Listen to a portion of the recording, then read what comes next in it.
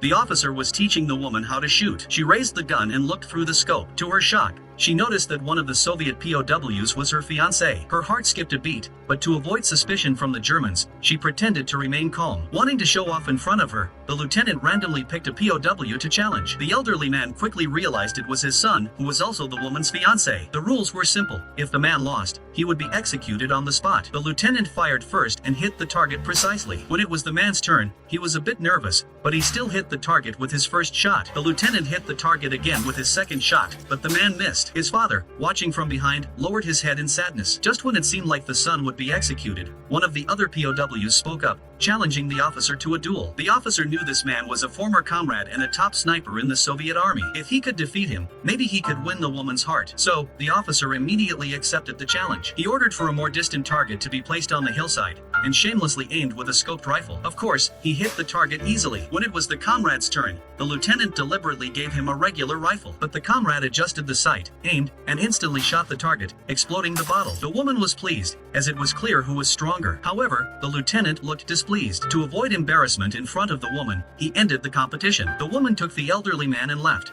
promising to figure out a way to rescue her fiancé. She then organized a rescue mission. One day, a soldier pretended to attack the man, slipping him the key to his handcuffs. Then, an explosion went off in the concentration camp. It turned out the woman had sent a group of people to rescue her fiancé, and a firefight broke out. After the gunfight, the man and his comrade ran desperately into the woods. When they reached the suspension bridge, the Germans with hunting dogs were closing in on them. At the critical moment, the woman arrived in a car. The two of them got in, and they were safe. They went to an old castle where the father and son reunited and cried in each other's arms. However, things took an unexpected turn. Although the man had reunited with his father, there were issues in his relationship. The appearance of his comrade made the woman start to notice him. During a date by the river, their glances were full of unspoken emotions, and the man saw everything. But in order to maintain his friendship with the man, the comrade decided to leave.